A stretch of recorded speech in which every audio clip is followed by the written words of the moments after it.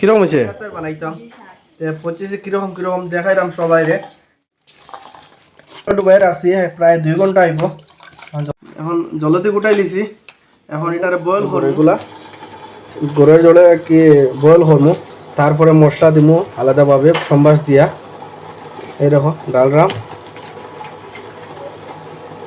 আর গুড়ের জলে যখন দিয়া স্টিমটা একটু বাড়াই রাখবা, তাড়াতাড়ি হয়ে যাব আর কি।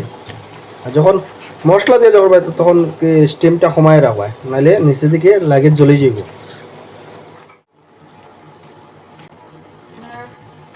একটু লাড়াছাড়া করবাই, তাও নিচেরটা উপরে আই যাব আর উপরেটা নিচে চলে যাব।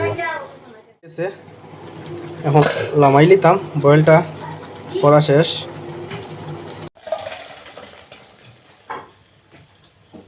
সম্বাস দিবা লাগে রেডি করেছি, এখন কড়াই বয়াই দিছি, গরম হয়ে যাক। অল্প তেল দিমু,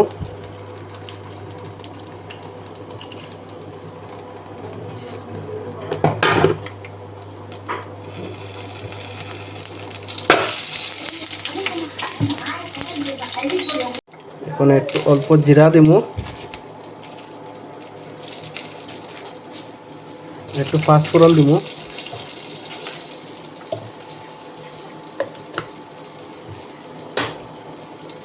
একটু নাড়াচাড়া করে নিমু।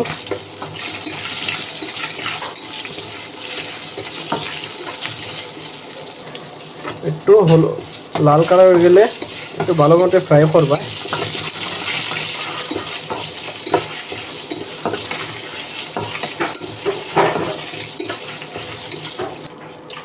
একটু জিরা পাউডার দিমু,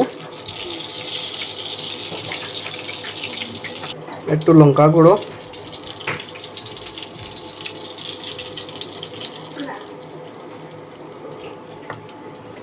সব কিছু দিয়ে একটু নেড়ে চেড়ে নেব।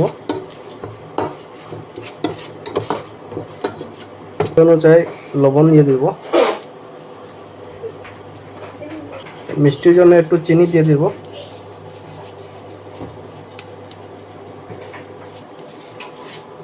সব কিছু দিয়ে একটু নেড়ে চেড়ে নেব। কালারটা দেখো কীরকম হয়েছে। কে কীরকম বানাও একটু কমেন্ট করবা। অল্প গুড়ও দিয়ে দেব। একটু দেখো চিনিগুলো গুড়গুলো সব গলে গিয়েছে, এরকম হয়ে গেল।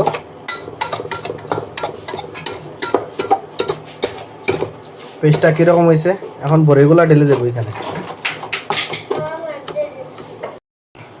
মশলা বাটা হয়ে গেছে, এখন বড়িগুলো ঢেলে দেবো।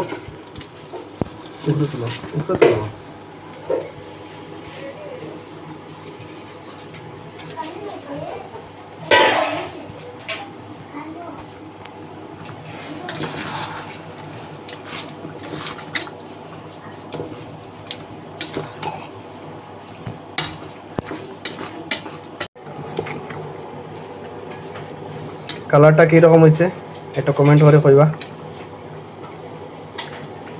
আমার আচার বানানি শেষ, এখন স্টিমটা বন্ধ করে নিই। এখন বানানি শেষ, আমি ঢেলে নেই। আচারটা কীরকম হয়েছে একটু কইবা কমেন্টে। আচারটা পুরো মতো হয়ে গেছে, নামাই লেছি গামলার মধ্যে।